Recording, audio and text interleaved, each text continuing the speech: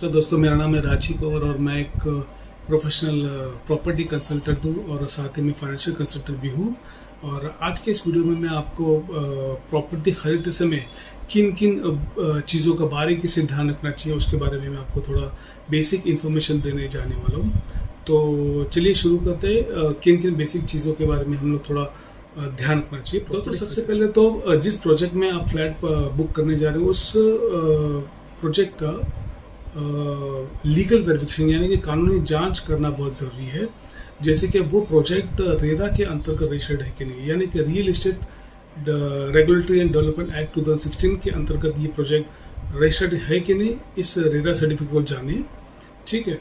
दूसरी बात है वहाँ का टाइटल क्लियर है कि नहीं, ये जानिए। तीसरा है इनकम सर्टिफिकेट, यानी कि उस प्रोजेक्ट पे कोई लोन तो नहीं है, ये जानिए। और उस प्रोजेक्ट में कोई लिटिगेशन तो नहीं, ये जानना बहुत ज़रूरी है। ठीक है, ये हो गया नंबर 1। नंबर 2 जो पॉइंट है वो है बिल्डर की जानकारी। बिल्डर के बारे में इंफॉर्मेशन रखना बहुत ही ज़रूरी है मेरे दोस्तों।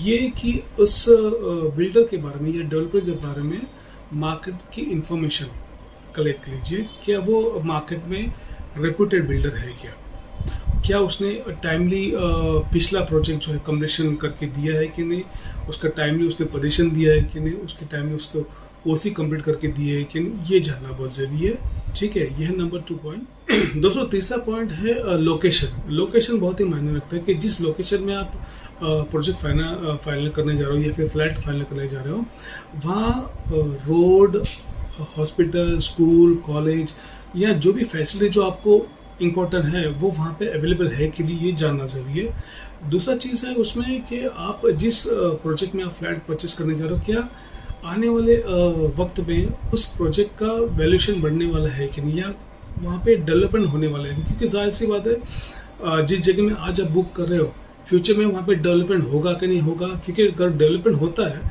तो वहाँ पे आपको इस प्रॉपर्टी का अच्छा खासा मुनाफा वहाँ पे मिल सकता है अगर आप उसे भविष्य में बेचोगे तो ये जानना। चौथा पॉइंट है दोस्तों प्रॉपर्टी के प्रकार। अब प्रॉपर्टी के 2 प्रकार होते हैं, या तो आप रेडी टू मूव प्रॉपर्टी लेते हैं या फिर अंडर कंस्ट्रक्शन प्रॉपर्टी लेते हैं।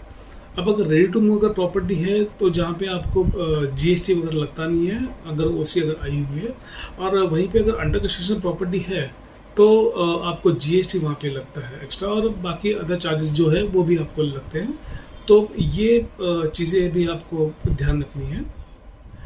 दोस्तों 5वीं ज़रूरी जानकारी है डॉक्यूमेंट्स।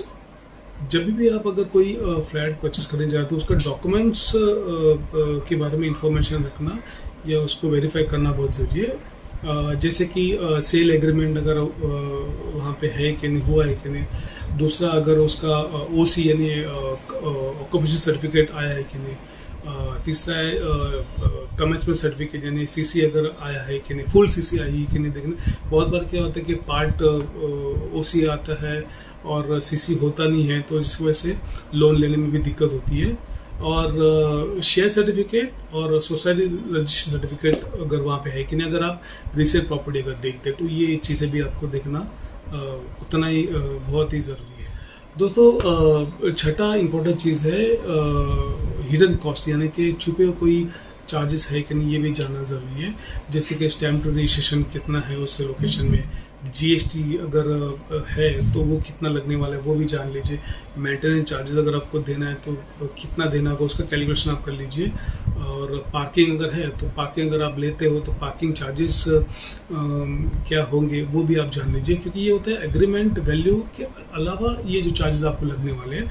बहुत बार क्या होता है कि आप जाते हो तो फ्लैट कॉस्ट आपको बताई जाती है, आपको लगता है कि उसी में सारा चीज़ है। बहुत से बिल्डर क्या होते हैं इंक्लूसिव देते हैं सारा चीज़ें, बट वो इंक्लूसिव होता नहीं है। एक्चुअली वो अलग अलग चार्जेस जो होते हैं वो आपको ऐड करके उसमें देते हो। तो ये भी जानना ज़रूरी है कि फ्लैट कॉस्ट में ये हिडन कॉस्ट लगे है कि नहीं। ठीक है दोस्तों 7वां पॉइंट है आप साइट विजिट ज़रूर करें प्रोजेक्ट में। क्योंकि बहुत बार क्या होता है कि आजकल ऑनलाइन का ज़माना है, डिजिटल का ज़माना है, तो सेल्स पर्सन के पास सारे को नाम होता है, तो आपको प्रोजेक्ट के डिटेल व्हाट्सएप में भेज देते हैं, वीडियोस व्हाट्सएप में भेज देते हैं और इमीडिएटली फ़ोन करके बताते कि आज त्यौहार है और जिस त्यौहार के दिन सर बम्पर ऑफर चल रहा है, अगर आज के दिन अगर बुकिंग कर दो आपको ये रेट में सस्ते में आपको फ्लैट मिल जाएगा, तो तुरंत बुकिंग कर लीजिए। मैं आपको वीडियो सेंड करता हूँ, आप देख के क्या होता है कि चलो खुश हो के हम लोग वो बुकिंग कर ले। तो वैसा ना कीजिए, चाहे जो भी चीज़ हो आप उस साइट में विजिट करके उस प्रोजेक्ट के बारे में देख लीजिए। प्रोजेक्ट कब शुरू हुआ था, आज स्टेज ऑफ कंस्ट्रक्शन क्या है, आने वाले टाइम में ये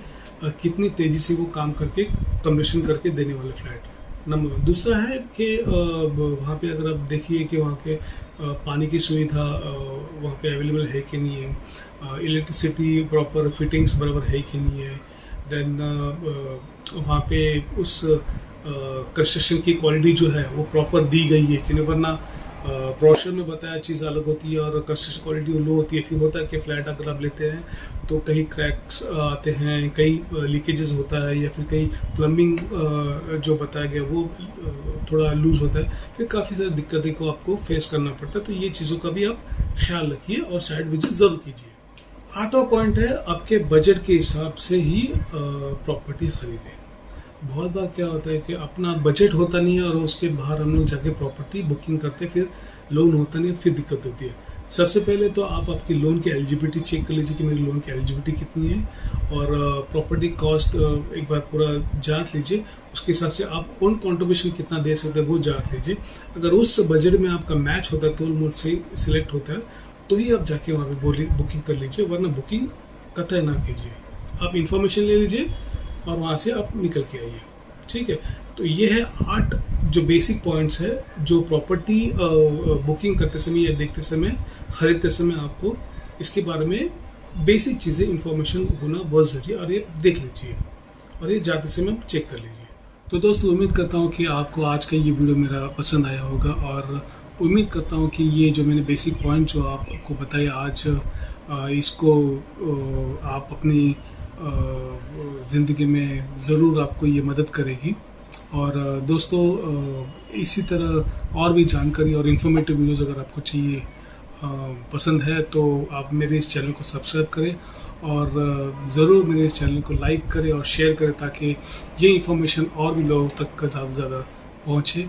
और इसी तरह से अगर आपको कोई भी प्रॉपर्टी रिलेटेड या लोन से रिलेटेड अगर कोई इन्फॉर्मेशन चाहिए होगी, तो आप मुझे कमेंट्स बॉक्स में मुझे बता सकते हैं, या फिर आप डायरेक्टली मुझे संपर्क कर सकते हैं। मैं ज़रूर आपकी हेल्प करूँगा। और चलिए मिलते हैं अगले वीडियो में अगले नए टॉपिक के साथ। तब तक के लिए धन्यवाद। जय हिंद।